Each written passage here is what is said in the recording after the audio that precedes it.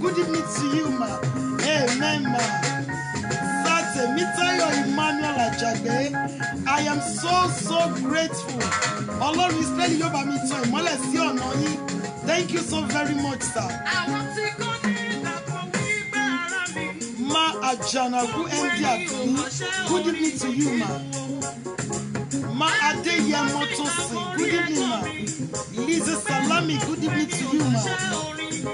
Matoyin Shofoluwe, good evening, ma.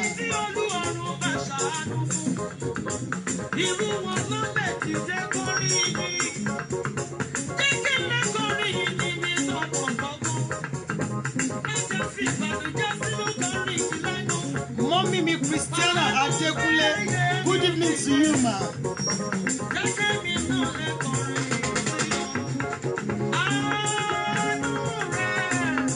Olayinka Oloro, good evening to you.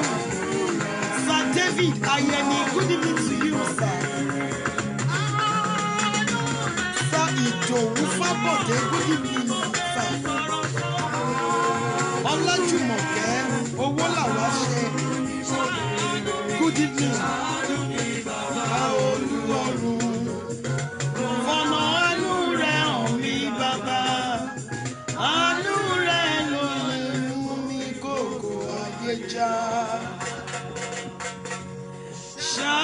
Ṣàánú mi,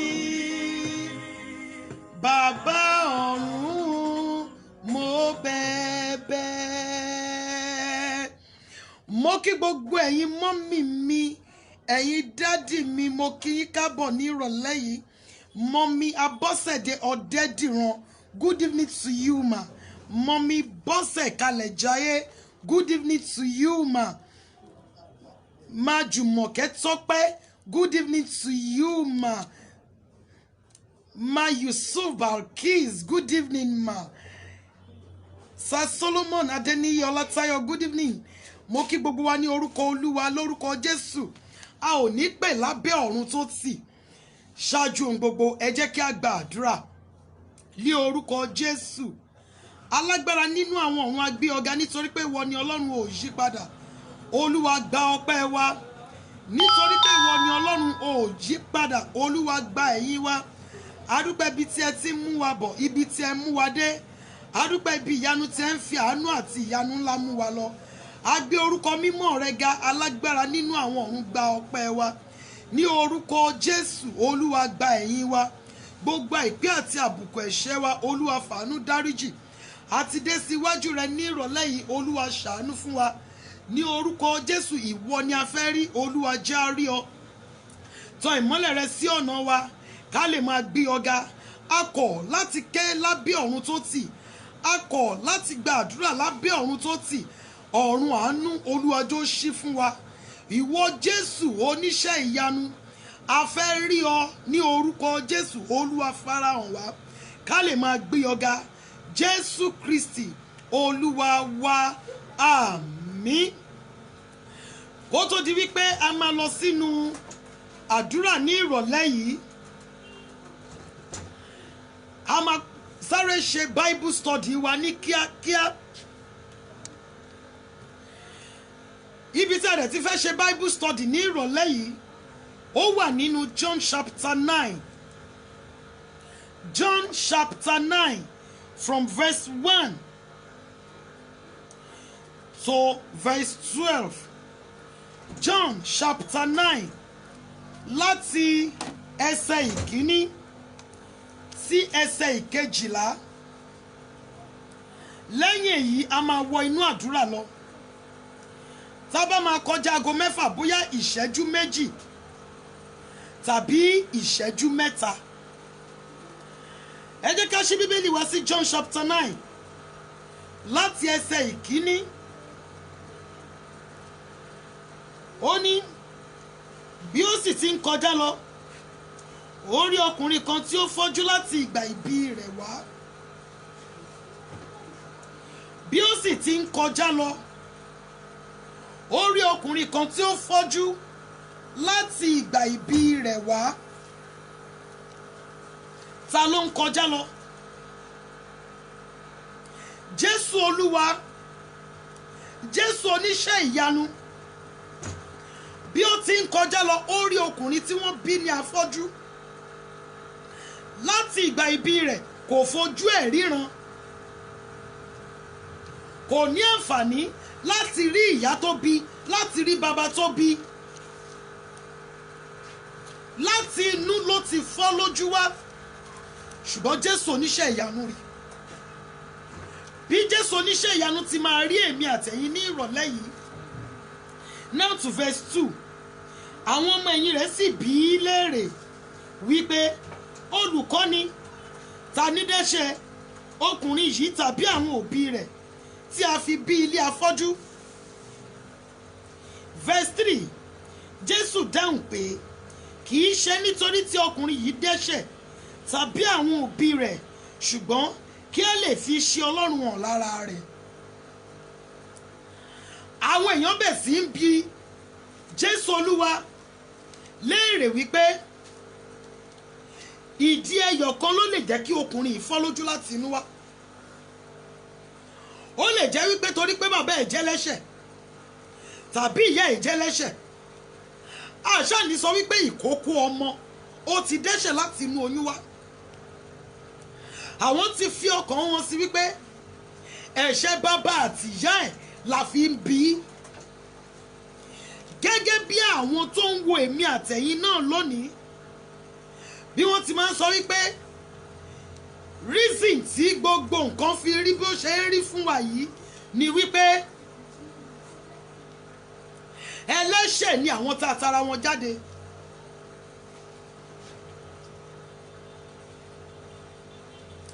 Wọ́n rí wa wípé ẹlẹ́ṣẹ̀ ni àwọn tó bí wa. Ṣùgbọ́n Jésù Olúwa ń sọ fún wọn wípé kò rí bẹ́ẹ̀ o. It is well with us in the mighty name of Jesus.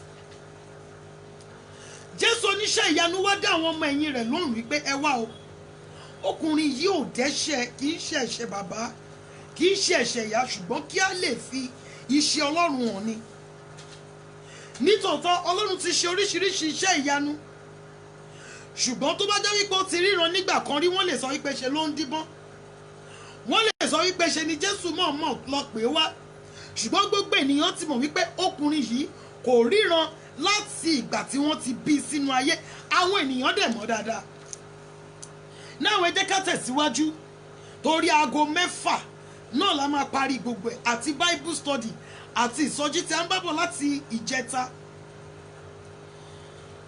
Ní verse 4, èmi kò lè ṣe aláìṣe iṣẹ́ ẹni tí ó rán mi nígbà tí í ṣe ọ̀sán.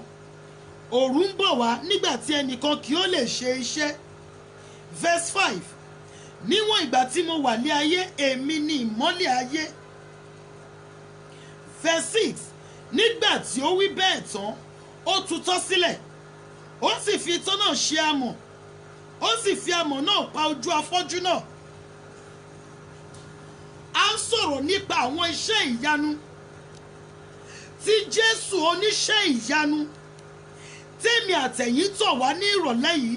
A ń sọ̀rọ̀ nípa àwọn iṣẹ́ ìyanu tí ó ṣe. Àwọn àríṣe tí a rí kà nínú àwọn iṣẹ́ rẹ̀. Àkàìníye iṣẹ́ ìyanu ni Jésù Olúwa ṣe. Ṣé bí ó ti fi búrẹ́dì àti ẹja wẹ́wẹ́ méjì tó fi bọ́ àwọn 5,000 ènìyàn? Ṣé bó ṣe wo alárùn ẹ̀gbà sàn? Ó sọ omi di wáìnì, ìsun ẹ̀jẹ̀ gbẹ. À ń sọ̀rọ̀ nípa ọkùnrin kan ní ìrọ̀lẹ́ yìí tó fọ́ lójú láti inú ìyá rẹ̀ wá. Kò ní àǹfààní láti fi ojú ẹ̀ méjèèjì ríran láti ọjọ́ tí a ti bí. Now, bí ìwọ náà ṣe wà ní ìkòríta wípé ṣé ọ̀rọ̀ yìí ṣì máa lójú? Ṣé ìjà yìí àtọkọ yìí ṣì máa parí? Ẹ ti wò lóríṣiríṣi ọ̀nà wípé ṣé olóore ṣì lè dìde?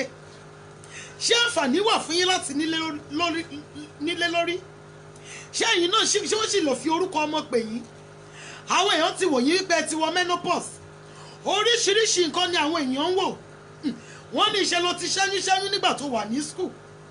Wọ́n ní nígbà tó wà ní ilé ìwé wípé o ti fi gbogbo ọjọ́ ayé o ti fi ṣòfò. Àwọn míì àti ẹ̀ máa sọ àwọn ìtàn tí ojú wọn ò tó. Wọ́n lè sọ wípé ó ní kankan tó ti ṣe sẹ́yìn ni. Tọ́lọ́run bá wá bùkún fún ọ. Wọ́n lè sọ wípé ọmọ tó yẹ kó o bí òun ló fi ṣoògùn owó. Bóyá ṣe ló ya afọ́jú láti inú ìyá rẹ wá nípa ti ẹ̀mí. Bóyá láti ọjọ́ tí a tiẹ̀ ti bí ọ sínú ayé o lọ́jọ́ ayọ̀ rí, kò sóhun tó múnú ẹ dùn rí.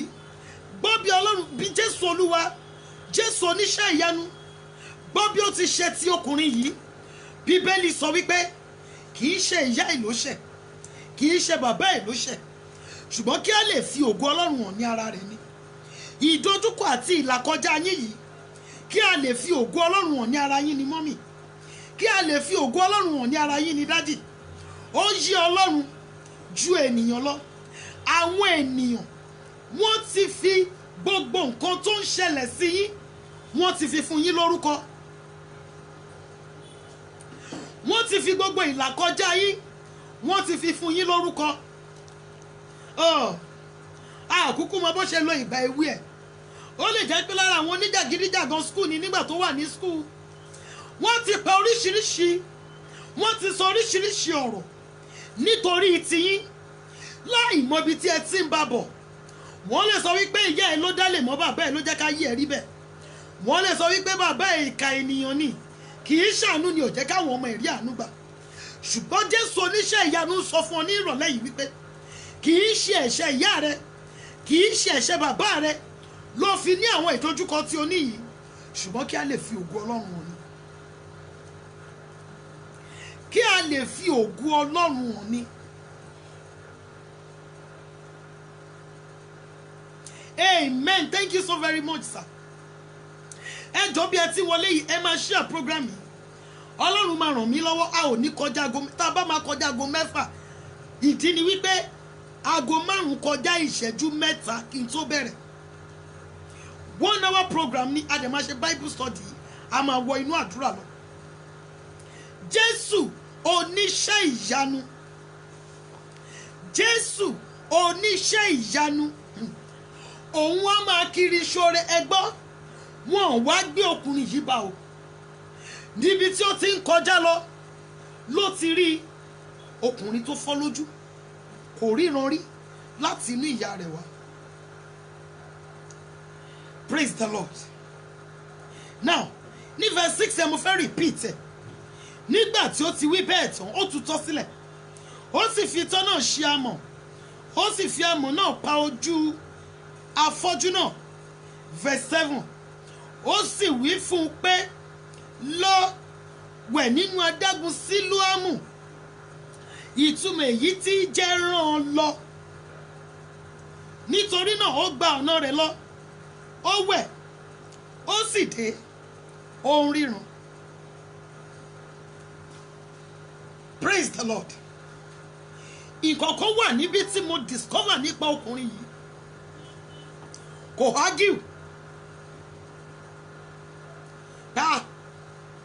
Jésù ó lè pàṣẹ fún mi ní kíákíá sí i náà wípé kí n ríran gẹ́gẹ́ bí ọ̀pọ̀lọpọ̀ kìrìsìtẹ́nì tí ń wá màjíìkì káàkiri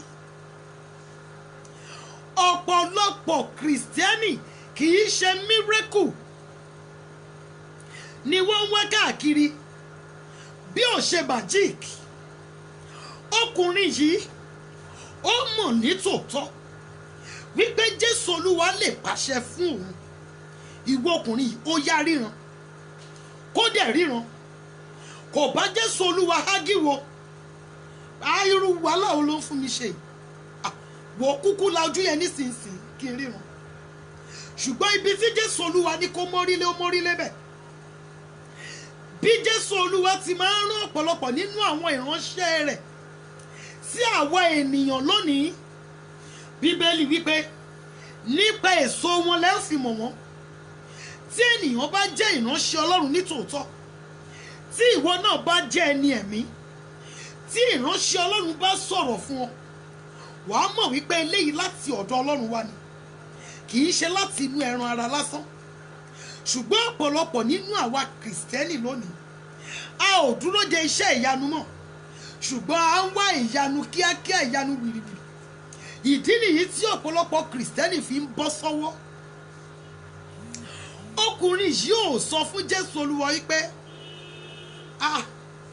irú wàhálà wo nìyẹn kúkú pàṣẹ fún mi ń sìn bẹ́ẹ̀mi àtẹ̀yìn ti máa ń pàṣẹ nísinsìnyí ló gbọ́dọ̀ ṣẹlẹ̀ màjíìkì la ń wá kiri èrè ìdí nìyí tí wọ́n fi ṣe kándù fún ọ wípé òní yóò tọ ìmọ́lẹ̀ sí ọ̀nà rẹ èrè ìdí nìyí tí wọ́n fi ṣe ọṣẹ kan fún ọ wípé kó lọ máa fi wẹ̀ tí wọ́n pè ní ẹ̀yọ́nú ayé fún ọ èrè ìdí nìyí tí wọ́n ṣe ìkọ̀kan fún ọ tó ní kó máa fi wọ́n ilé ìtajà ẹ á lè jẹ́ kó máa tà kíákíá iṣẹ́ ìyanu Jésù oníṣẹ́ ìyanu kọ́ nìyẹn èyí tó gbà tó gbé sínú ilé yẹn kọ́ ni iṣẹ́ ìyanu láti ọwọ́ Jésù oníṣẹ́ ìyanu ṣùgbọ́n màjíìkì tó ń wá káàkiri wọ́n máa fi orúkọ Jésù bù ọ́ lójú Bíbélì sọ wípé àwa ò mọ òtítọ́ òtítọ́ yóò sọ wá di òmìnira tí a bá wá kọ̀ láti mọ òtítọ́ báwo la ṣe fẹ́ di òmìnira lọ sínú adágún Sílóámù lọ wẹ ojú ẹ níbẹ̀ Jésù ò sọ fún nǹkan tó máa padà ṣẹlẹ̀ wọ́n ṣáà ti fi amọ̀ sí ojú ọkùnrin yìí ìwọ ṣáà ti máa lọ fọ ojú ẹ nínú adágún Sílóámù Bíbélì sọ wípé ó fọ ojú ẹ wọ́n ní ó wẹ̀ ó sì dé ó ń ríran ẹ jẹ́ á tẹ̀síwájú now ní verse 8 ǹjẹ́ àwọn aládùúgbò àti àwọn tí ó rí nígbà àtijọ́ pé alágbe ní í ṣe wípé ẹni tí ó ti ń jókòó ṣàgbékọ́ yìí ní verse 9 àwọn kan wípé òun ni àwọn ẹlòmíràn wípé bẹ́ẹ̀ kọ́ ó jọ ọ́ ni ṣùgbọ́n òun wípé èmi ni ọ̀rọ̀ ẹ̀ wá di àríyànjiyàn ṣókùnrin yẹn ni ṣá ṣó lè jó òun ni ṣe é ṣọ́ọ̀pù òun ni tó ń tọrọ bárà tí ò ríran láti ní ìyá ẹ̀wà kì í ṣòun ó jọ ni o ṣóbìnrin tẹ́ ti ń sọ wípé kò bímọ rí yẹn rí ó mà wá nu oyún ó bí bẹ́ta ṣóun ni wàá fẹnu ara ẹ̀ dá wọn lóhùn èmi ni ọkùnrin tó jẹ́ chief tenant ní ilé onílé láti bí ọdún bíi mélòó kan sẹ́yìn ṣóun ló kọ́ máa ń ṣàn yẹn kò lè jó ìbò ló ti fẹ́ rí èmi ni ṣé obìnrin tí wọ́n ń sọ wípé àwọn ọmọ ẹ̀wọ̀n níláárí wọn ò wúlò ṣóun lẹ sọ wípé àwọn ọmọ yẹn ti di mílíọ̀nì àwọn ti rọ́nà lọ yìí wọ́n lọ sílùú òyìnbó kẹ̀ kò lè jó òun bóyá àwọn ọmọ ẹ̀gbọ́n ẹ̀ ni ẹ wà dá wọn lóhùn wípé èmi ni ṣé obìnrin kó má ta ló fẹ́ fẹ́ pẹ̀lú ọjọ́ orí tó ti lọ lórí ẹ̀bí kàlẹ́ndà, ta ló ṣẹ̀fẹ̀ gbèrú arúgbó bẹ́ẹ̀ yẹn sílé ẹ ló ń ṣe wedding? Màá débẹ̀ mo máa lọ fojú ara mi rí. Ṣóbìnrin yìí lẹ sọ wípé ó ń ṣe ìgbéyàwó yìí, irọ́ widow ló fẹ́, irọ́ níjọ́ oníyàwó méjì ló fẹ́, irọ́ single brother ló fẹ́. Really? Ṣóun lẹ ló ń ṣe white wedding? Mo gbọ́n adébẹ̀ ẹ wà máa jẹ́ kó yé wọn wípé èmi ni. Nítorí pé nígbà tí Jésù oníṣẹ́ ìyanu tó bá dé sínú ayé ènìyàn, ọ̀rọ̀ ènìyàn á máa di àríyànjiyàn, á wá di èmi ni èmi kọ́, ọ̀rọ̀ mi dàríyànjiyàn. Jésù Olúwa ṣeun láyé mi ó kọ yọyọ. Àwọn aládùúgbò arákùnrin yìí ń wí pé ṣóun ní ṣá, the same man tó ń tọrọ bárà. Nígbà tí mo sì kọjá láàárọ̀ mo sì fún 5 naira, mo sì fún 10 naira. Ṣóun lẹ sọ wípé kò lè jóun, ó jọ ni. Ṣóbìnrin yìí lẹ sọ wípé ó bí ìbejì yìí.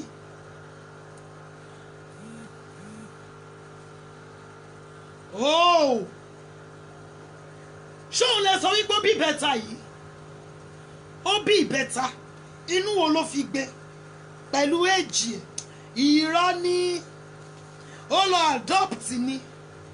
Ọlọ́run á máa bá wọn ṣe, wọ́n wá sọ lójú dókítà tó gbẹ̀bí ẹ̀, òun ni òun ló bí àwọn ọmọ yẹn.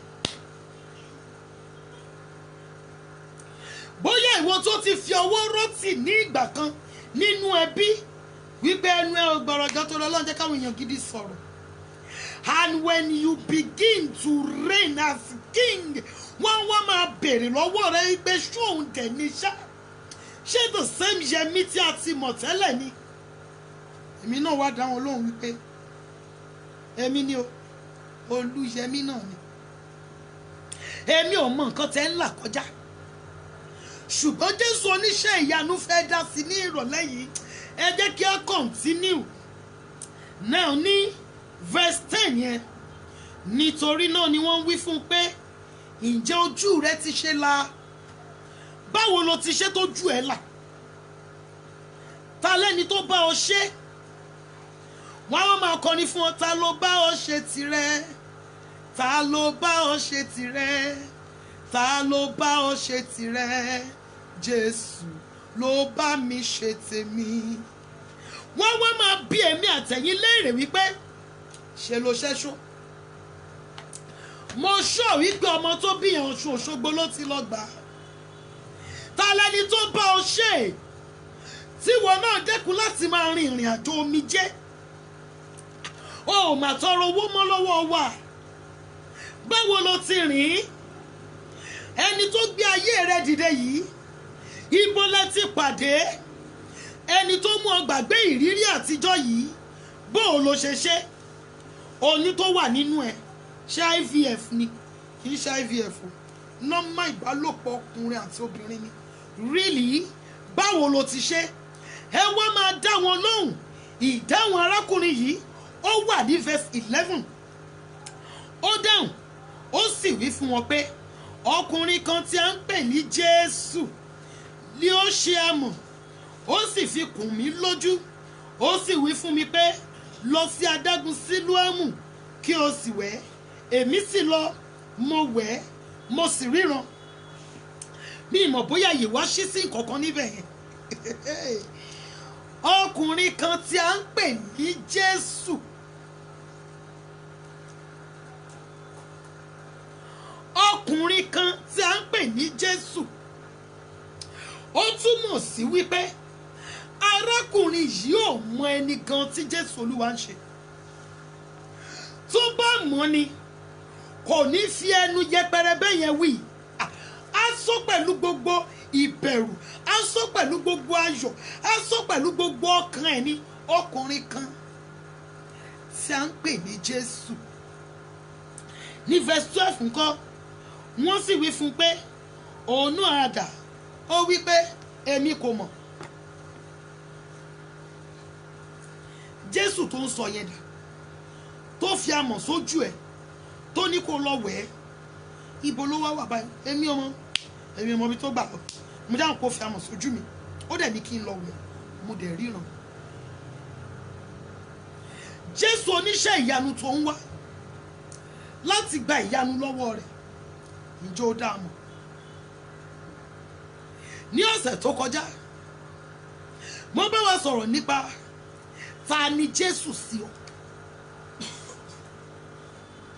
Ǹjẹ́ ó dá Jésù Olúwa yìí mọ̀ bí ó ti yẹ kó dá a mọ̀? Ǹjẹ́ ó mọ̀ bí ó ti yẹ kó mọ̀?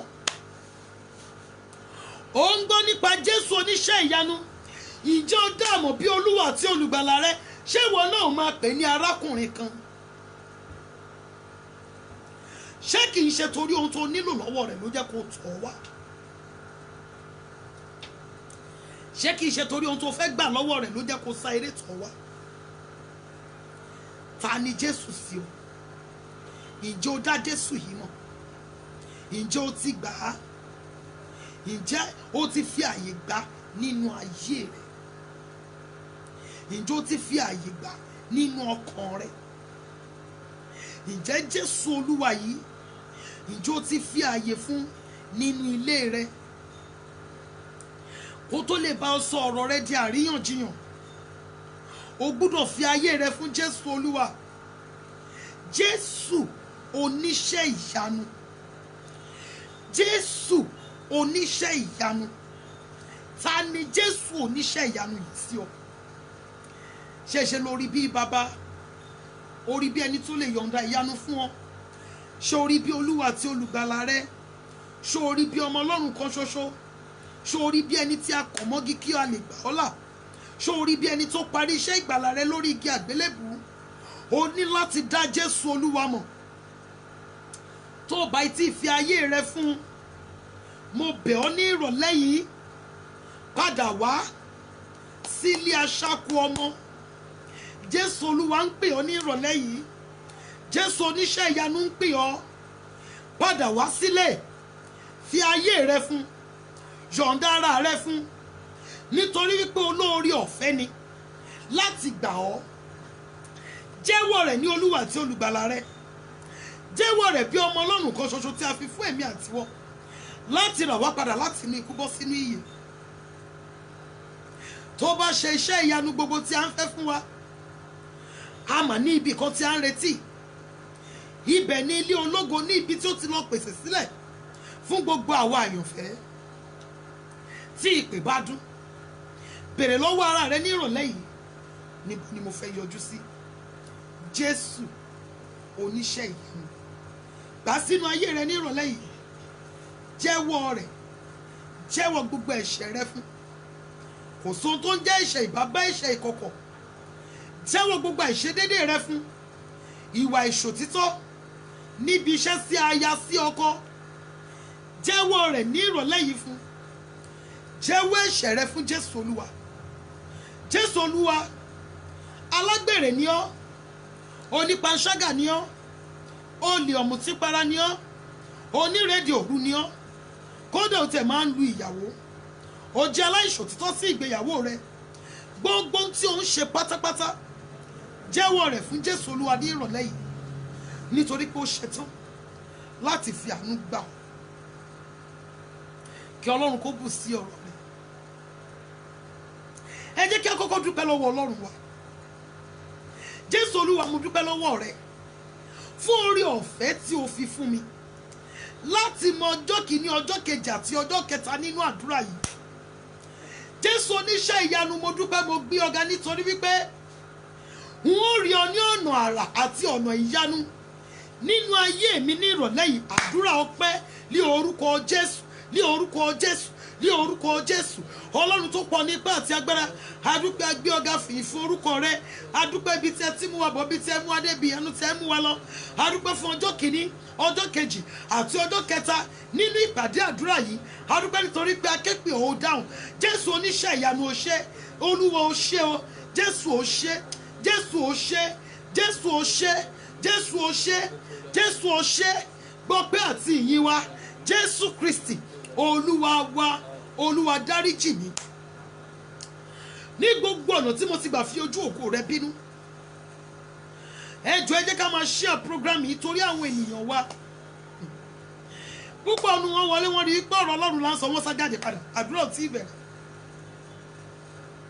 Bẹ́ẹ̀ àtẹ̀mí àtẹ̀yìn a nílò ọ̀rọ̀ Ọlọ́run láti lè mú wa rìn jìnnà. Jésù Olúwa dárí gbogbo ẹ̀ṣẹ̀ mi jì mí. Mo ti ṣẹ̀, mo ti fi ojú ògo rẹ bínú. Jésù Olúwa mo bẹ̀ ọ́ ni, dárí gbogbo ẹ̀ṣẹ̀ mi jì mí. Ó yá àdúrà ní orúkọ Jésù, ní orúkọ Jésù, ní orúkọ Jésù. Jésù Olúwa mo bẹ̀ ọ́, dárí gbogbo ẹ̀ṣẹ̀ wa jì wá ní orúkọ Jésù Kristi. Ní gbogbo ọ̀nà tá ti gbà ṣẹ̀ sí ọ, ní gbogbo ọ̀nà tá ti gbà fi ojú ògo rẹ bínú, Olúwa dáríjì wá. Jésù Olúwa dáríjì wá. Ọmọ Ọlọ́run dáríjì wá. Jésù Kristi Olúwa wa. Olúwa yà mí sí mímọ́ lọ́kàn, lára, lẹ́mìí mi. Olúwa yà mí sí mímọ́ lọ́wọ́lọ́wọ́. Olúwa rọ̀ òjò ẹ̀jẹ̀ Jésù lé mi lórí. Olúwa rọ̀ òjò ẹ̀jẹ̀ rẹ lé mi lórí, fi ẹ̀jẹ̀ rẹ sọ mí di mímọ́. Ó yá àdúrà ní orúkọ Jésù, ní orúkọ Jésù, ní orúkọ Jésù. Alágbára nínú àwọn ọ̀run, Olúwa yà wá sí mímọ́ ní orúkọ Jésù olùgbàlà. Olúwa yà wá sí mímọ́. Olúwa rọ̀ òjò ẹ̀jẹ̀ rẹ lé wa lórí ní orúkọ Jésù. Yà wá sí mímọ́. Olúwa rọ̀ òjò ẹ̀jẹ̀ rẹ lé wa lórí. Ẹ̀jẹ̀ Jésù, ẹ̀jẹ̀ Jésù, ẹ̀jẹ̀ Jésù ó yá máa ṣàn ní orí wa. Jésù Kristi Olúwa wa. Olúwa kún mi fún ẹ̀mí mímọ́, ẹ̀mí mímọ́ pẹ̀lú iná àṣẹ àti agbára. Olúwa fi kún inú mi. Mo fẹ́ di alágbára nípa ti ara, nípa ti ẹ̀mí. Olúwa fi agbára rẹ kún inú mi. Ó yá àdúrà ní orúkọ Jésù Kristi ti Násárẹ́tì, alágbára nínú àwọn ọ̀run. Olúwa fi ẹ̀mí mímọ́ rẹ kún inú wa ní orúkọ Jésù olùgbàlà. Olúwa kún wa fún ẹ̀mí mímọ́ rẹ ní orúkọ Jésù olùgbàlà. Olúwa fi ẹ̀mí mímọ́ rẹ kún inú wa. Olúwa sọ wá di alágbára. Olúwa sọ wá di alágbára. Olúwa sọ wá di alágbára nípa ti ara, nípa ti ẹ̀mí. Olúwa sọ wá di alágbára nípa ti ara, nípa ti ẹ̀mí. Arúgbó ọjọ́ sọ wá di alágbára nípa ti ara, nípa ti ẹ̀mí. Olúwa sọ wá di alágbára. Jésù Kristi Olúwa wa. Jésù Olúwa wa. Olúwa jẹ́ kí ọ̀run àánú ṣí fún mi lọ́wọ́lọ́wọ́. Jẹ́ kí ọ̀run àánú jẹ́ kó ṣí fún àdúrà mi lọ́wọ́lọ́wọ́. Olúwa jẹ́ kí igbe mi déwájú ìtì àánú rẹ ní ìrọ̀lẹ́ yìí. Ó yá àdúrà ní orúkọ Jésù, ní orúkọ Jésù, ní orúkọ Jésù. Ọlọ́run Ísírẹ́lì jẹ́ kí ọ̀run àánú ṣí fún wa ní orúkọ Jésù olùgbàlà. Jẹ́ kí ọ̀run àánú ṣí fún wa ní orúkọ Jésù olùgbàlà. Jẹ́ kí ọ̀run àánú ṣí fún wa ní orúkọ Jésù. Ọ̀run àánú ó yá ṣí fún wa ní orúkọ Jésù. A kọ̀ láti ké lábẹ́ ọ̀run tó tì. A kọ̀ láti gbàdúrà lábẹ́ ọ̀run tó tì. Ọ̀run àánú ó yá ṣí fún wa ní orúkọ Jésù. Ọ̀run àánú ó yá ṣí fún wa. Ọ̀run àánú ó yá ṣí fún wa. Ọ̀run àánú ó yá ṣí fún wa. Ọ̀run àánú ó yá ṣí fún wa. Jésù Kristi Olúwa wa. Jésù Olúwa wa. Jésù oníṣẹ́ ìyanu, jẹ́ káyé mi gbúròó ẹsẹ̀ rẹ ní ìrọ̀lẹ́ yìí. Jésù oníṣẹ́ ìyanu, amen ma. Jẹ́ kí ayé mi gbúròó ẹsẹ̀ rẹ. Jésù oníṣẹ́ ìyanu, kí ọ̀rọ̀ mi lè di àríyànjiyàn. Jẹ́ kí ìgbéyàwó mi gbúròó ẹsẹ̀ rẹ. Jẹ́ kí iṣẹ́ mi gbúròó ẹsẹ̀ rẹ. Ó yá àdúrà ní orúkọ Jésù, ní orúkọ Jésù, ní orúkọ Jésù Kristi. Àtẹ̀mí àtàwọn ọmọ mi àtọkọ mi àti gbogbo àwọn altar prayer members, àwọn ẹ̀gbọ́n mi, ìyá mi àtàwọn àbúrò mi. Mú ayé wa gbúròó ẹsẹ̀ rẹ ní orúkọ Jésù olùgbàlà. Mú ayé wa gbúròó ẹsẹ̀ rẹ ní orúkọ Jésù olùgbàlà. Mú ayé wa gbúròó ẹsẹ̀ rẹ ní orúkọ Jésù Kristi. Mú ilé wa gbúròó ẹsẹ̀ rẹ. Mú iṣẹ́ wa gbúròó ẹsẹ̀ rẹ. Mú ẹ̀kọ́ àwọn ọmọ mi gbúròó ẹsẹ̀ rẹ. Mú ìgbéyàwó wa gbúròó ẹsẹ̀ rẹ. Mú iṣẹ́ wa gbúròó ẹsẹ̀ rẹ ní orúkọ Jésù olùgbàlà. Kí ọ̀run wa lè di àríyànjiyàn fún rere.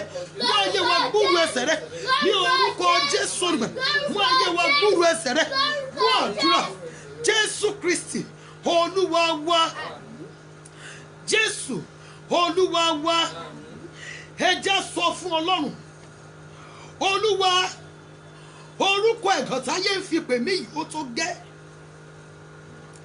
Jésù oníṣẹ́ ìyanu o, orúkọ ẹ̀gàn tí ayé fi ń pè mí yìí ó ti tó gẹ́.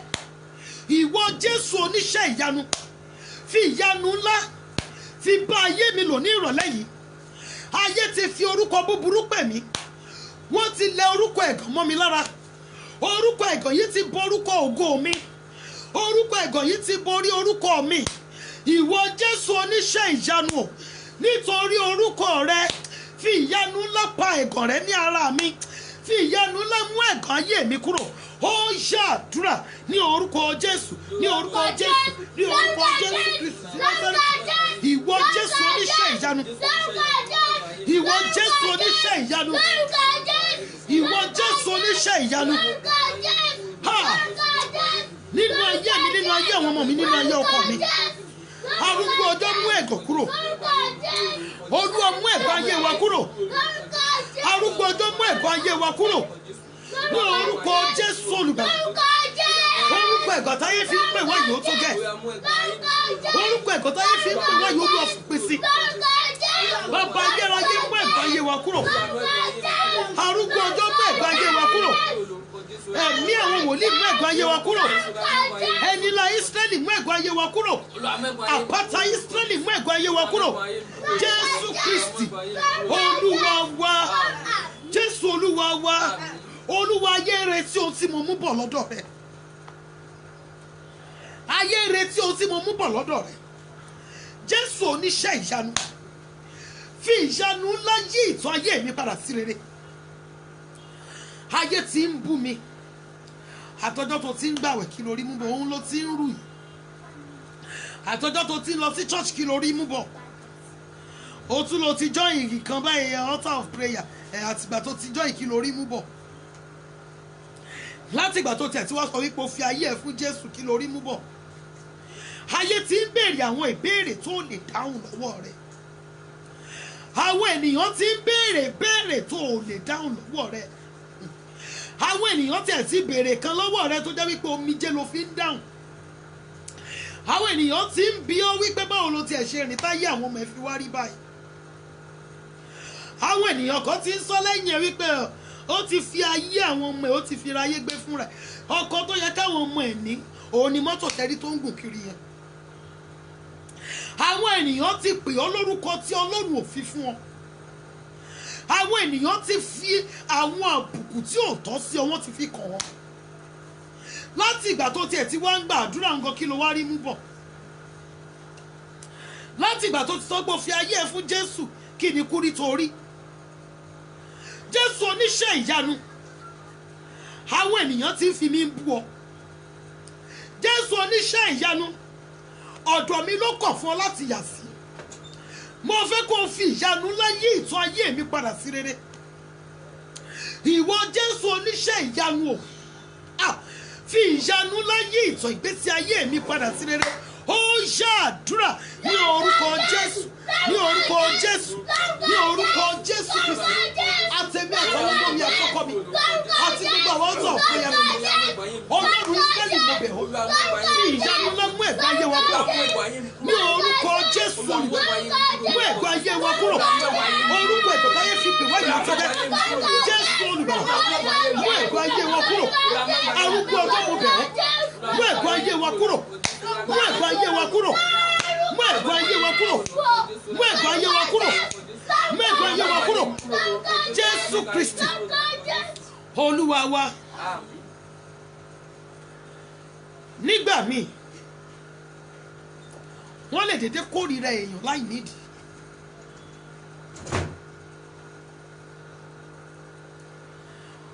Wọ́n dédé máa kórìíra ẹni yẹn láì nídìí. Bó fi gbogbo ipá àti agbára ẹ̀ ṣe, ọ̀tọ̀ níbi tí wọ́n máa bá yí sí. Ìwé onísáàmù wípé rere ní èrò ọkàn mi sí wọn, ṣùgbọ́n ńgbà tí wọ́n bá fẹ́ ṣe tiwọn ìjà ní tiwọn. Ayé tí ń fi nǹkan bú yín mọ́ mi. Ayé tí ń fi nǹkan bú mi.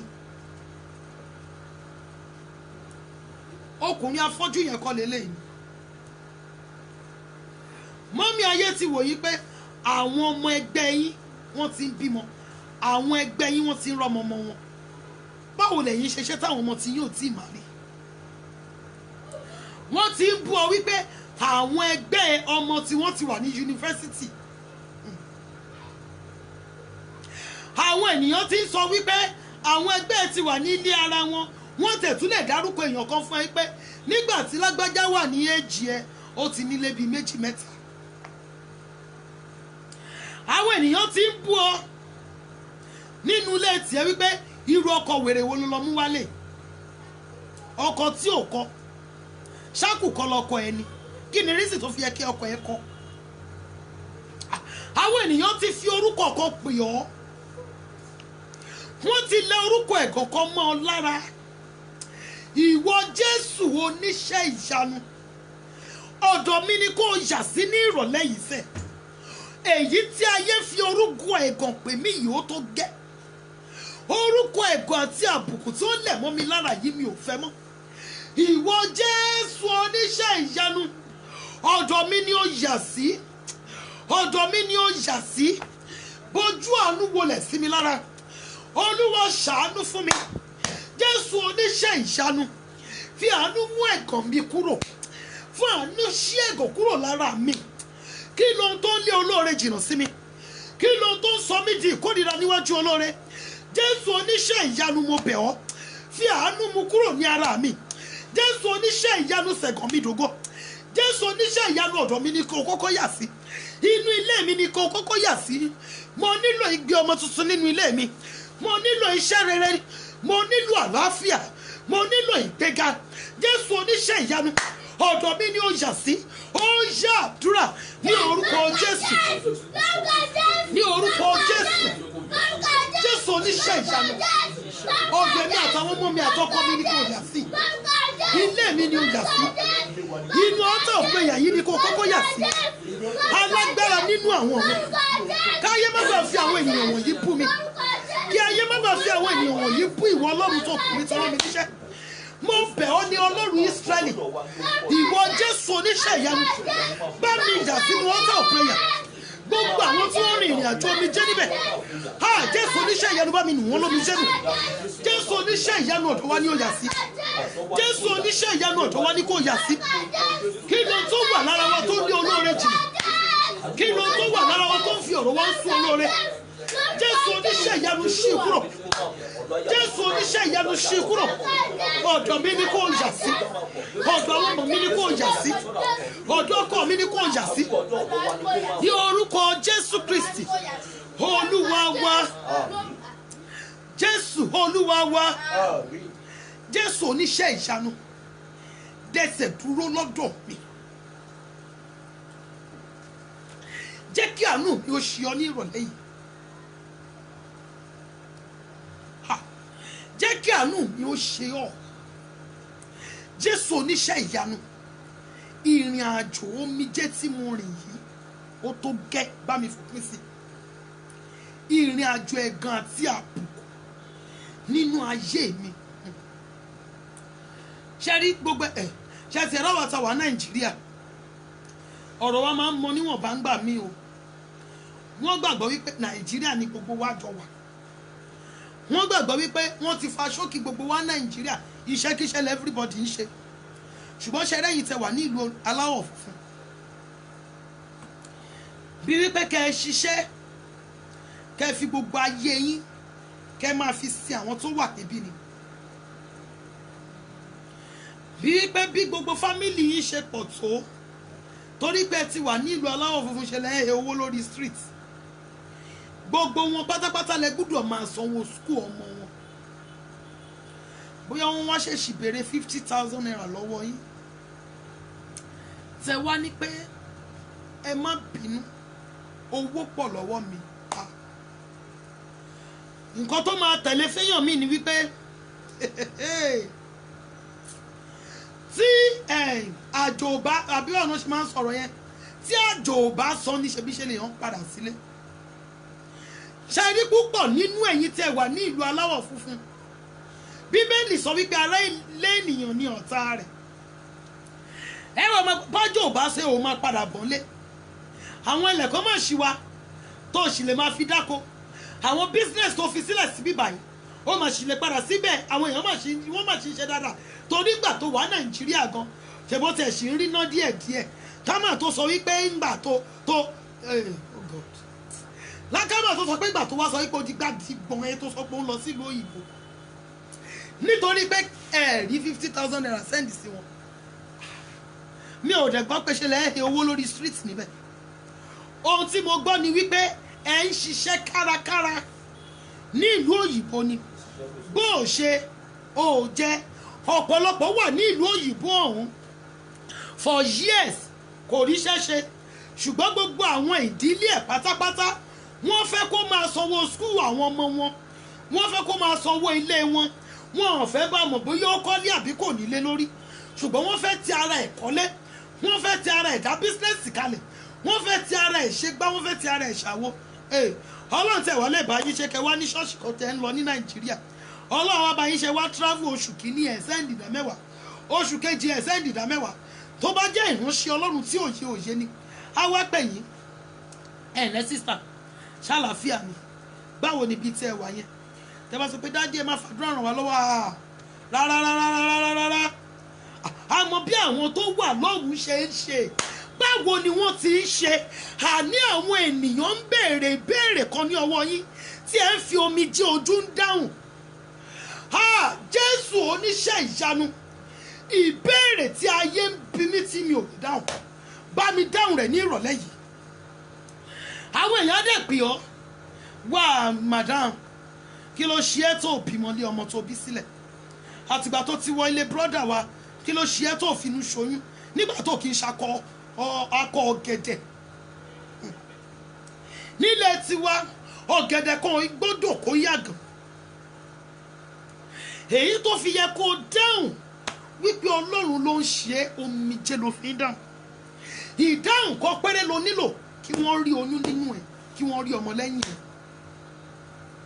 wọ́n ti ń béèrè lọ́wọ́ ẹ̀ pé wá ṣé ìṣe kó ti fọkọ ṣe boyfriend kí ló ṣẹlẹ̀ gbogbo àwọn ẹgbẹ́ ẹ̀ nínú family wa wọ́n ti mú ọkọ wálé gbogbo wọn la ń ṣe wedding fún wọ́n tẹ̀ tún mọ̀ send invitation sí ẹ wá síbi wedding àbúrò ẹ̀ tó bá bá láyọ̀yọ̀ bóyá ayọ̀ tẹ̀ máa dé bóyá wọ́n máa rí nínú àwọn ọ̀rẹ́ ọkọ tó máa rí ẹ tó máa láìkì ẹ àní wọ́n ń béèrè kan ní ọwọ́ ẹ tó ń fi omijé dáhùn tí Jésù oníṣẹ́ ìyanu gbúdọ̀ dáhùn fún ọ ní ìrọ̀lẹ́ yìí dádì wọ́n ń béèrè kọ̀ọ̀kan lọ́wọ́ yín ṣẹ́ tẹ̀ wá rí àwọn ìlú kọ̀ọ̀kan náà tí wọ́n wà ní Nàìjíríà yìí àwọn ìlú kan wà ní Nàìjíríà tó jẹ́ wípé tẹ́ bá wà ní Àbújá tẹ́ wà ní Bonny Island tẹ́ wà ní Èkó ṣe wá rí àwọn fámìlì yín tó wà ní area àtọ̀dọ̀ wa ní Àkúrẹ́ ní Èkìtì bóyá wọ́n wá déédéé pè ẹ̀yin tẹ́ wà l'Àbújá àbí tẹ́ wà l'Ékòó wípé wọ́n ní 10,000 naira tẹ́ wá sọ fún wọn wípé bẹ́ẹ̀ ṣe ń palẹ̀ ẹ̀ náà owó ilé máa kó tiẹ̀ transport fare máa kó tiẹ̀ igbá kan máa kó tiẹ̀ ọ̀rọ̀ tó bá padà jáde sí i ni wípé ṣé dandan ni kò wà l'Àbújá wọ́n tẹ̀ tún lè sọ pé ṣe bá Àbújá òun làwọn senators ń gbé ṣé senator ni ẹ́ wọ́n lè sọ wípé ní Èkó tó sọ wípé o wà yẹn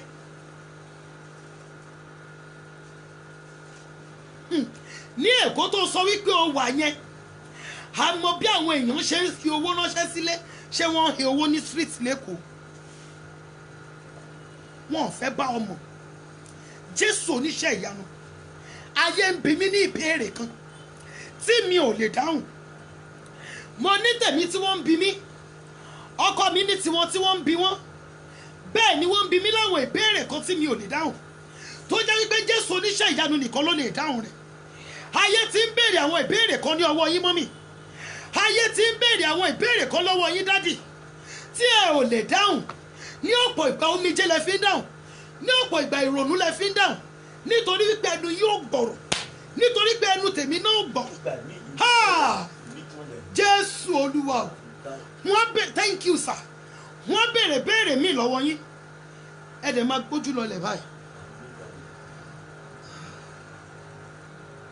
mo mọ̀ pé Ọlọ́run á ṣe mo mọ̀ wípé Ọlọ́run á ṣe yẹn èèyàn míì ti sun ẹkún sínú Ọlọ́run nígbà wo ló fẹ́ ṣe?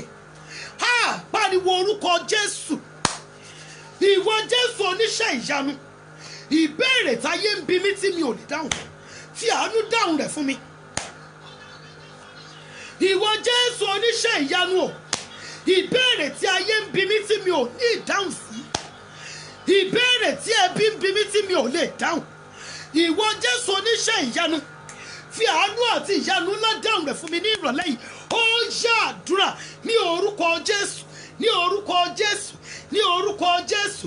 Ìwọ Jésù oníṣẹ́ ìyanu, ìbéèrè táyé ń bi mí, ìbéèrè táyé ń bi àwọn ọmọ mi, ìbéèrè táyé ń bi ọkọ mi tí a ò lè dáhùn, Jésù oníṣẹ́ ìyanu, fi ìyanu ńlá dáhùn rẹ̀.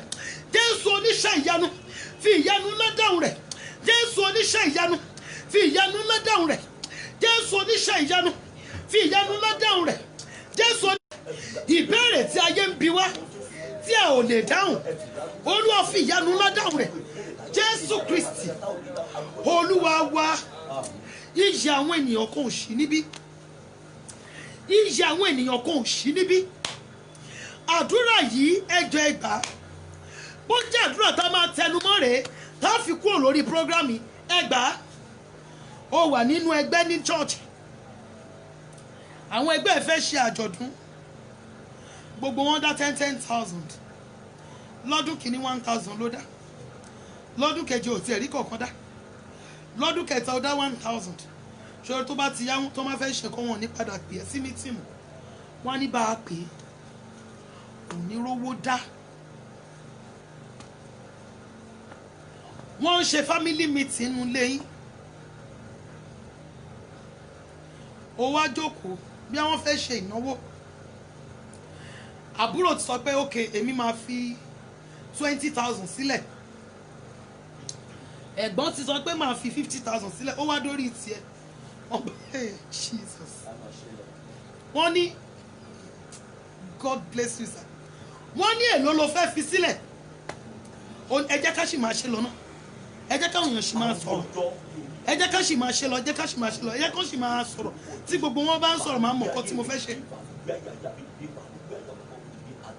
Jésù oníṣẹ́ ìyanu, mo nílò rẹ ní ọ̀nà tí ẹnikẹ́ni ò bá rí orí.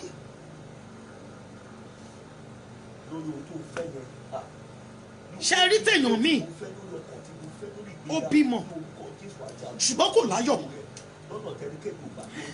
Kí ni ìtumọ̀ ọmọ tí ènìyàn bí tí ò rí owó fi tọ́ bó ṣe fẹ́?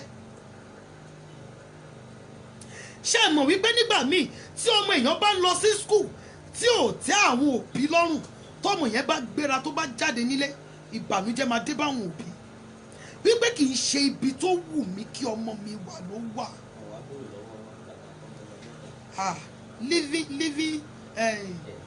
Living witness. Ọwọ́ mi ni kẹ́tì wá béèrè àtọwọ́ ọkọ mi. Àwọn ọmọ ọgbà tún máa lọ sí skul mi ìtún ní oúnjẹ fún wọn lọ. Owó díẹ̀ wá dé sọ́wọ́ mi lọ́jọ́ yẹn, mo wá sáré sóúnjẹ pé kí n lọ gbé fún àwọn ọmọ mi ní skul. Wọ́n nítorí wípé àwọn ọmọ mi ò rí owó lẹ́sìn san, wọ́n kó wọn sórí fídíò, wọ́n ní kó máa rókó. Mo sun kinní kan ẹkún lọ́jọ́ yẹn. Ọwọ́ mi ni ẹ ti wá béèrè. Skul táwọn ọmọ mi lọ tó jẹ́ pé bí wípé àwọn ni tíṣà ara wọn ni, wọ́n lè fún Ọlọ́run ní assignment, wọ́n lè fún wọn ní 20 pages. Láàárín ọ̀sẹ̀ méjì wọ́n ti parí odidi textbook. Wọ́n wá bẹ̀ sí wọ́n ní wọ́n ń ṣe revision. Tí ayé ọmọ ènìyàn ò bá rí bí ènìyàn ṣe fẹ́, ìbànújẹ́ lẹ́ni yẹn máa fi rin ìrìn àjò ayé ẹ̀. Wípé o bímọ, ìyẹn ò sọ pé kò láyọ̀. Tí Ọlọ́run fún rẹ̀ ò bá fún ènìyàn ní ayọ̀ lórí ọmọ, èmi àtẹ̀yìn a nílò Jésù oníṣẹ́ ìyanu lórí ayé àwọn ọmọ wa. Kí àwọn ọmọ wa má bàa rìn bí a ti rìn. Jésù oníṣẹ́ ìyanu, mo nílò rẹ̀ fún ìgbédìde, fún ọjọ́ ayọ̀, fún ìlàkọjá yìí kó lè dé òpin. Mo nílò rẹ̀ fún ìdáhùn ìbéèrè tí wọ́n ń bi mí tí mi ò ní ìdáhùn sí. Jésù oníṣẹ́ ìyanu, ọ̀dọ̀ mi ni ó yà sí, máa bọ̀ lọ́dọ̀ mi, àní mo fẹ́ rí ọ. Wọ́n ń bi mí ní ìbéèrè kan. mi ní ìbéèrè kan mi ò ní dáhùn. Ìwọ Jésù oníṣẹ́ ìyanu fi ìyanu ńlá dáhùn rẹ̀ fún mi. Wọ́n ti gba ìyàwó lọ lọ́wọ́ ẹ̀ àbí? Wọ́n gba ìyàwó lọ lọ́wọ́ wọn ní òòtú ẹrù ọmọ wọn gbé. Jésù oníṣẹ́ ìyanu, mo nílò rẹ nínú ayé mi. Mo nílò rẹ lórí ìlàkọjá mi, lórí àìnílé lórí, àìlówólọ́wọ́, àìríṣẹ́, àìrólóore, àìráláàánú, lórí ayé àwọn ọmọ mi, lórí ìgbéyàwó mi, lórí ọkọ tó gbà lọ́wọ́ rẹ, lórí iṣẹ́ tó bọ́ lọ́wọ́ rẹ, lórí iṣẹ́ tó ń wá. Jésù oníṣẹ́ ìyanu, àní mo nílò rẹ. Mo fẹ́ rí ọ ní ọ̀nà tí mi ò bá rí ọ rí. Jésù oníṣẹ́ ìyanu, fi àánú ńlá dá sí mi. Ìbéèrè tí ayé ń bi mí tí mi ò ní ìdáhùn sí, bá mi dáhùn rẹ̀. Jésù oníṣẹ́ ìyanu, fi ohun tí mo nílò yìí fi dáhùn rẹ̀ fún mi. Ó yá àdúrà ní orúkọ Jésù, ní orúkọ Jésù, ní orúkọ Jésù. Jésù oníṣẹ́ ìyanu, mo bẹ̀ ọ́. Ìbéèrè tí ayé ń bi mí, táyé ń bi àwọn ọmọ mi, táyé ń bi ọkọ mi tí a ò lè dáhùn. Jésù oníṣẹ́ ìyanu, fi àánú dáhùn rẹ̀, fi àánú dáhùn rẹ̀, fi àánú dáhùn rẹ̀, fi àánú dáhùn rẹ̀ ní orúkọ Jésù. Fi àánú dáhùn rẹ̀. Jésù olùgbàlà, fún ìgbédìde ńlá. Jésù olúwa, a fẹ́ rí ọ nínú ayé wa, fún ìgbédìde, fún ìdásí àtòkè wa. Jésù oníṣẹ́ ìyanu, fi àánú dá sí wa. Jésù oníṣẹ́ ìyanu, fi àánú dá sí wa. Jésù Kristi olúwa wa. Mo ń wo táìmù níbi ó kù ìṣẹ́jú bíi mẹ́rin. Ó kù ìṣẹ́jú mẹ́rin. Jésù oníṣẹ́ ìyanu, wá rìn lórí gbogbo ogun tó ń ja ayé mi, tó ń fi omijé ojú mi ń gba ipò. Jésù oníṣẹ́ ìyanu, wá rìn lórí gbogbo ogun tó ń fi omijé ojú mi tó fi ń gba ipò. Jésù oníṣẹ́ ìyanu, fi ìyanu ńlá dá sí mi ní ìrọ̀lẹ́ yìí. Fi àánú ńlá dá sí mi ní ìrọ̀lẹ́ yìí. Ìwọ Jésù oníṣẹ́ ìyanu, tó rìn lórí òkun, tó rìn, wá rìn lórí ogun ayé mi ní ìrọ̀lẹ́ yìí. Wá rìn lórí gbogbo ìbànújẹ́ mi. Wá rìn lórí gbogbo àìríná. Wá rìn lórí gbogbo àìrílò. Wá rìn lórí ogun àìrọ́mọbí. Wá rìn lórí ogun àìrólóore, àìráláàánú, àìníṣẹ́ lọ́wọ́, àìní àlàáfíà, lórí gbogbo àìsàn, lórí gbogbo ìdojúkọ tó ń fi omijé mi, tó fi ń gba ipò, tó ń fi ìdojúkọ mi, tó ń fi làálàá mi, tó fi ń gba ipò gíga nínú agbára òkùnkùn rẹ̀. Jésù olúwa, ó yá rìn lórí wọn. Ó yá àdúrà ní orúkọ Jésù, ní orúkọ Jésù, ní orúkọ Jésù. Ìwọ Jésù ọmọ Ọlọ́run, ìwọ Jésù oníṣẹ́ ìyanu, ó yá rìn lórí ogun ayé wa. Jésù oníṣẹ́ ìyanu, ó yá rìn lórí ogun ayé wa. Jésù oníṣẹ́ ìyanu, ó yá rìn lórí ogun ayé wa. Jésù oníṣẹ́ ìyanu, ó yá rìn lórí ogun ayé wa. Jésù Kristi olúwa wa. Ẹ jọ̀ọ́ gbogbo èyí tẹ́ ti ṣe program yìí, ẹ ṣíà ẹ̀. Wọ́n rí nínú àwọn mọ́mì mi, àwọn dádì mi tó jẹ́ pé bóyá wọ́n wà lẹ́nu iṣẹ́. Tẹ́ bá ṣe ẹ̀ pẹ̀lú wọn, wọ́n lè ní àǹfààní láti tú wò. Àwọn tẹ̀dẹ̀ mọ̀ wípé wọ́n free, ẹ invite wọn wọlé. Ó kù ìṣẹ́jú bíi mélòó kan. Torí 5:03 ni mo bẹ̀rẹ̀ program. Lẹ́yìn àdúrà tí mo fẹ́ pè yóò kù àdúrà yìí kan. A tún máa pàdé ní ìdájí ọ̀la. Ìwọ Jésù oníṣẹ́ ìyanu, fi ìdìde mi fi rú àwọn ènìyàn lójú.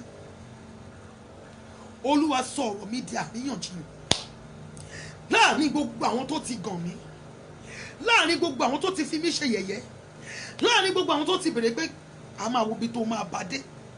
Olúwa fi ìdìde mi fi rú wọn lójú, fi ọjọ́ ayọ̀ mi rú wọn lójú, fi ìgbéga mi rú wọn lójú, fi ayé mi, ọ̀rọ̀ mi, Olúwa fi rú wọn lójú, ọ̀rọ̀ àtijọ́ lọ́mọ mi fi rú wọn lójú, ọ̀rọ̀ àti donílé lórí mi fi rú wọn lójú, ọ̀nà iṣẹ́ rere Olúwa fi rú wọn lójú, Olúwa fi ọ̀rọ̀ ayé mi rú wọn lójú, fi ọ̀rọ̀ mi Olúwa sọ ọ̀rọ̀ mi di àríyànjiyàn láàrin gbogbo àwọn tó ń fi mí ṣe yẹ̀yẹ́, láàrin gbogbo àwọn tó ń pẹ̀gàn mi, Olúwa sọ̀rọ̀ mi di àríyànjiyàn. Ó yá àdúrà ní orúkọ Jésù, ní orúkọ Jésù Kristi ti Násárẹ́tì. Àtẹ̀mí àtàwọn ọmọ mi àtọkọ mi àti gbogbo àwọn Altar of Prayer members, Family Matters members, ìyá mi, àwọn ẹ̀gbọ́n mi àtàwọn àbúrò mi, Olúwa sọ̀rọ̀ wa dàríyànjiyàn, fi ọ̀rọ̀ wa rú ọ̀tá lójú. Olúwa Ọlọ́run Ísírẹ́lì fi àánú gbé ayé wa dìde. Jésù Kristi Olúwa wa. Àdúrà tó gbẹ̀yìn fún ìrọ̀lẹ́ yìí rèé. Ẹ jẹ́ kí a sọ fún Ọlọ́run, Jésù oníṣẹ́ ìyanu, dé mi lálejò lójú oorun mi, lójú àlá mi. Nígbà tí a gbà ní ìjẹta, àwọn ènìyàn rí o. Nígbà tí a gbà ní àná, àwọn ènìyàn rí o. Ó gbọ́dọ̀ gbàdúrà ọjọ́ mẹ́ta kó má rí àmì wípé ó gba àdúrà. Jésù oníṣẹ́ ìyanu, lójú oorun mi, lójú àlá mi, wá farahàn mi. Gbogbo ayé mi lè ṣẹ, kí n lè rí ayé mi gbà padà, kí n lè rí ògo mi gbà padà. Jésù oníṣẹ́ ìyanu, lójú oorun mi, lójú àlá mi, ó yá dé mi lálejò. Ó yá àdúrà ní orúkọ Jésù Kristi ti Násárẹ́tì. Jésù oníṣẹ́ ìyanu, lójú oorun mi, lójú àlá mi, Olúwa dé mi lálejò. Dé àwọn ọmọ mi lálejò, dé ọkọ mi lálejò, gbogbo Altar of Prayer members, Olúwa dé wọn lálejò. Ìyá mi, àwọn ẹ̀gbọ́n mi àtàwọn àbúrò mi, Olúwa dé wọn lálejò. Bàbá ayérayé dé wọn lálejò. Jésù Kristi Olúwa wa. Ní orúkọ Jésù.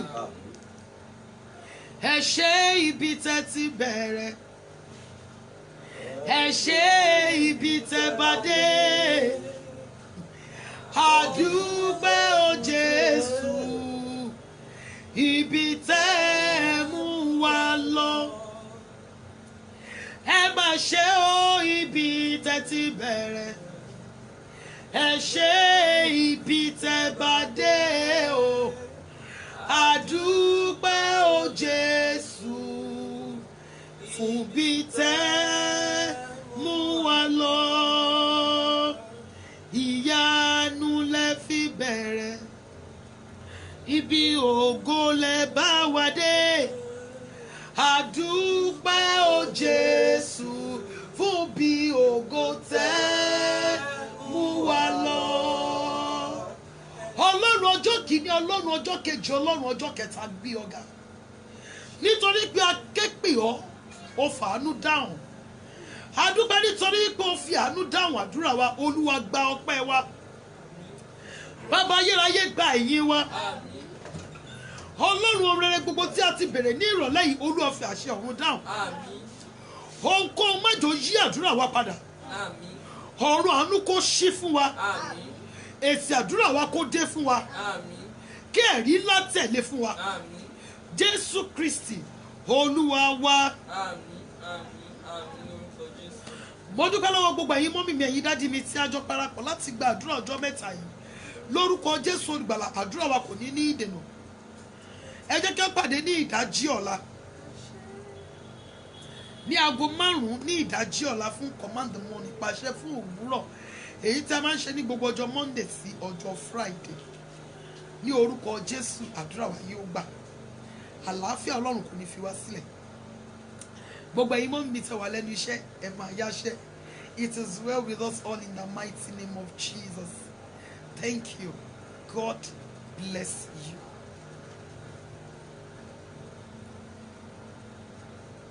Then kó tó di wípé mo lọ, ẹ rí gbọ́dọ̀ bí pé iná kan tàn sí ojú mi tó tún yàtọ̀. Ẹ jọ̀ọ́, mo ṣàfẹ́ kẹ́ máa bá mi sọ ọ̀rọ̀ àdúrà kan sínú ayé ẹni yẹn.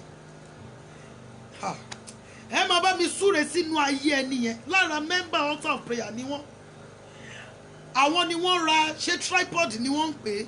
Tripod with light. Tripod with light. Wọ́n rà ránṣẹ́ sí mi. Ẹ jọ̀ọ́, ẹ ṣáà máa bá mi sọ ọ̀rọ̀ àṣẹ àdúrà sínú ayé wọn. Kí Ọlọ́run bá mi sọ wọ́n di púpọ̀ fún rere. Ìmọ́lẹ̀ Ọlọ́run kó máa tàn sí ọ̀nà wọn. ní gbogbo ibi tí wọ́n bá dé kó máa rí ọwọ́ Ọlọ́run sí rere. Àánú tí ìran wọn láti ìran dé ìran wọn kó máa di ẹni ìtẹ́wọ́gbà. Ẹni yẹn ra tripod with light wọ́n gbé ránṣẹ́ sí mi. Òun ni mo fi ń ṣe program nírọ̀lẹ́ yìí. Ẹ bá mi sọ ọ̀rọ̀ àṣẹ sínú ayé ọkùnrin yẹn. Ẹ ṣáà máa bá mi pa àṣẹ àdúrà bó ṣe fẹ́ kó rí fún ayé ìwọ fúnra ẹ̀.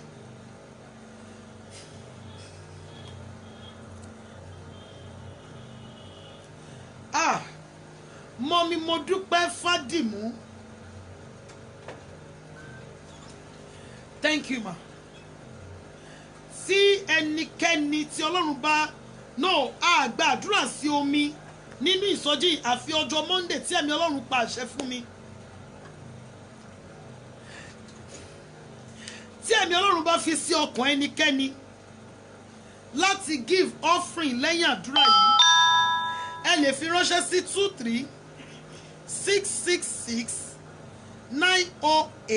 23-666-908-37 Zenith Bank.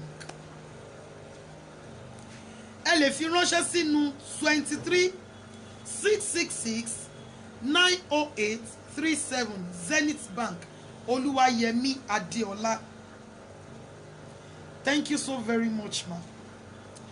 Ẹ ṣáàjọ ẹ máa bá mi sọ ọ̀rọ̀ àṣẹ sínú ayé dádì mi yìí. Ẹ máa bá mi sọ ọ̀rọ̀ àṣẹ sínú ayé wọn. Torí ohun tó ń ṣe ó jọ mí lójú. Ẹ máa bá mi sọ ọ̀rọ̀ àṣẹ yìí sínú ayé ẹni tó ń ṣe èyí sẹ̀. Kí Ọlọ́run bá mi tan ìmọ́lẹ̀ sínú ayé wọn. Láti ìran dé ìran wọn ò gbọdọ̀ ṣaláìní ohun tó dára. Ẹ máa bá mi sọ ọ̀rọ̀ àṣẹ sínú ayé wọn o. Torí mo rí ara mi níwájú fóònù mi, inú mi gan dùn. Ẹ jọ̀ọ́ ẹ máa bá mi sọ ọ̀rọ̀ àṣẹ sínú ayé wọn. Gbogbo ẹ̀yin tí Ọlọ́run ń lò fún mi lórí program yìí, ẹ̀yin tí ẹ fẹ́ kí ìyàwó jẹ mí láti ọ̀dọ̀ àwọn tí wọ́n ṣe sub sórí fóònù mi, mo sọ tẹ́lẹ̀ ní orúkọ Jésù olùgbàlà, àpò yín ò ní gbẹ fún ìbùkún. Láti ìran dé ìran yín ẹ máa rí ọwọ́ Ọlọ́run sí rere. Àwọn ọmọ mi kan wà wọ́n dẹ̀ máa pè mí, wọ́n máa béèrè àlàáfíà mi. Mo sọ pé a ṣe púpọ̀ nínú bí pé kó rí mi, kí wọ́n tiẹ̀ lè rí bí mo ṣe rí, kó lè rí bí àlàáfíà mi ṣe rí. Gbogbo ẹ̀yin tẹ́ ń béèrè àlàáfíà mi, Ọlọ́run mi á bá mi tọ́jú yín láti ìran dé ìran. Á tọ́jú yá tọ́jú ohun gbogbo tí ẹ ní. Gbogbo ẹ̀yin tẹ́ máa ń béèrè àlàáfíà mi, tẹ́ ń gbàdúrà fún mi, ẹ̀yin tẹ́ ń advice mi. Mọ́mì mi kan ti pè mí lénìí tí wọ́n tún wá advice mi tó tún bá mi sọ̀rọ̀. Gbogbo ẹ̀yin ènìyàn Ọlọ́run yìí, ẹ̀yin tẹ́ ń fi owó ràn mí lọ́wọ́, ẹ̀yin tẹ́ ń fi àdúrà ràn mí lọ́wọ́, ẹ̀yin tẹ́ ń advice mi, ẹni tó ra tripod with light yìí, ẹ̀yin tẹ́ ń ṣe sọ́ọ̀bù sórí fóònù mi, ẹ̀yin tẹ́ ń fi sọ́ọ̀bù yìí tẹ́ fi wo program mi, ẹ̀yin tẹ́ ń invite àwọn ènìyàn wọlé tẹ́ ń share program yìí. Gbogbo yín ní orúkọ Olúwa Ọlọ́run Ísírẹ́lì, mo gbé yín lọ síwájú ìtì àánú. Láti ìran dé ìran yín ẹ lọ máa rí àánú gbà. Tí n bá sọ̀rọ̀ nígbà míì tóun mi bá lò, àwọn ọmọ mi kan dẹ̀ máa sọ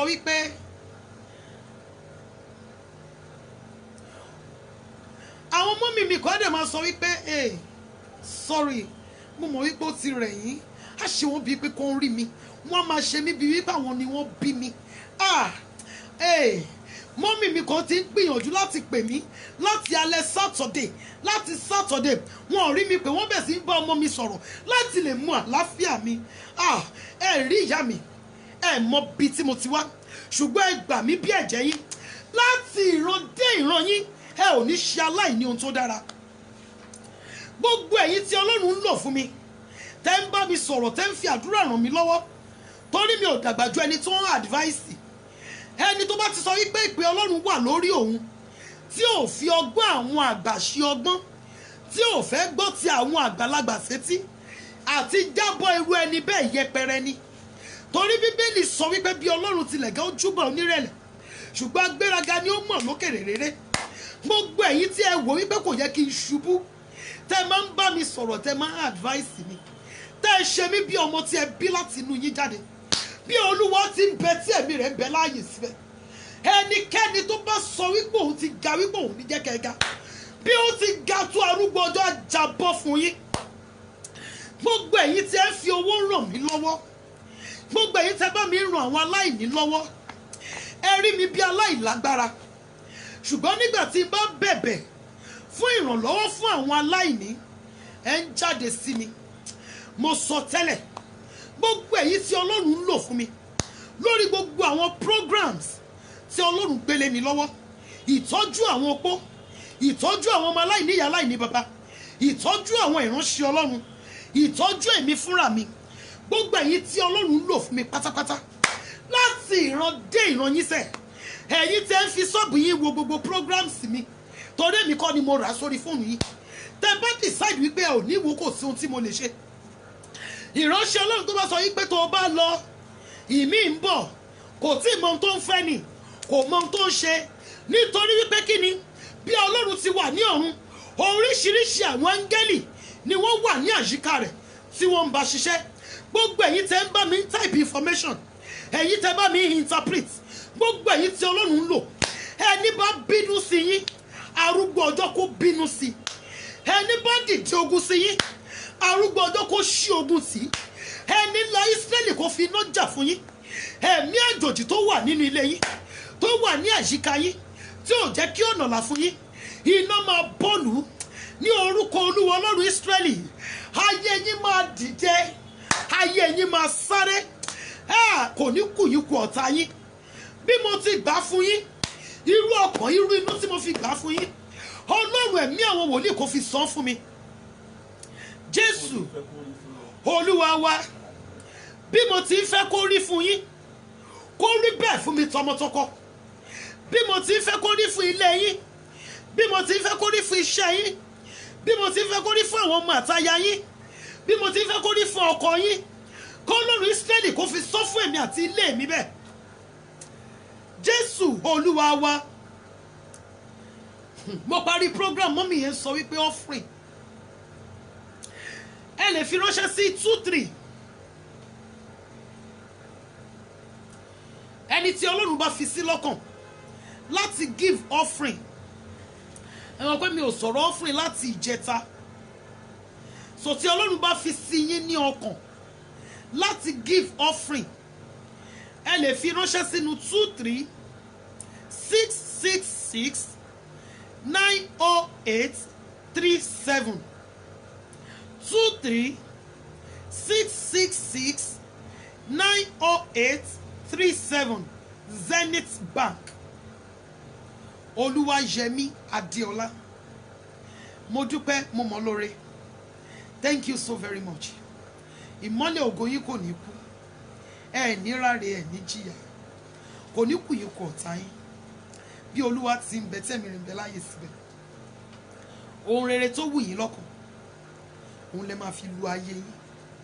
Ohun rere tó wù yín lọ́kàn, òun lẹ máa fi lu ayé yín. Bí ẹ ṣe jẹ́ àwọn ènìyàn rere yí mi ká, tẹ́ jẹ́ ènìyàn gidi yí mi ká, ẹ ní ṣe aláìní ènìyàn rere, ẹ ní ṣe aláìní ènìyàn gidi. Mo mọ rírì gbogbo yín pátápátá. Ẹ̀yin tẹ́ ń comment, ẹ̀yin tẹ́ ń share program mi, ẹ̀yin tẹ́ ń invite àwọn ènìyàn wọlé, ẹ̀yin tẹ́ ń fi sọ́ọ̀bù yín wo program mi, ẹ̀yin tẹ́ ń tọ́jú mi ní ọ̀nà kan tàbí omi, ẹ̀yin tẹ́ ń advice mi, ẹ̀yin tẹ́ ń gbàdúrà fún mi, ẹ̀yin tẹ́ ń béèrè àlàáfíà mi. At a point èmi gan wá ń wò pé Ọlọ́run, tí ì bá ṣe ìfẹ́ Kristi, mọ́mì mi yìí dẹ̀ ń gbìyànjú láti bá mi sọ̀rọ̀ títí tí wọn ò rí mi bá sọ̀rọ̀, wọ́n ń bá ọmọ mi sọ̀rọ̀, ṣàlàáfíà ni, ṣé mo jẹun? Mo sọ wípé tí ààyè bá wà fún wọn ni wọ́n á kúrò ní ìlú tí wọ́n wà, wọ́n á wá wò mí. Ẹ ṣé, mo mọ̀ lóore. Thank you so very much. Ẹ ṣé, mo dúpẹ́. Gbogbo ìdílé mi pátápátá, a dúpẹ́ lọ́wọ́ yín. Thank you for supporting this ministry. Thank you for supporting Altar of Prayer. Thank you. God bless you. I love you all. I love you all. I love you with the love of Christ. Thank you. God bless you. Ẹ jẹ́ ká pàdé ní àárọ̀ ọ̀la ní aago 5 ní ìdájí fún command the morning Pàṣẹ fún òwúrọ̀. It is well with all of us in the mighty name of Jesus. Bye bye.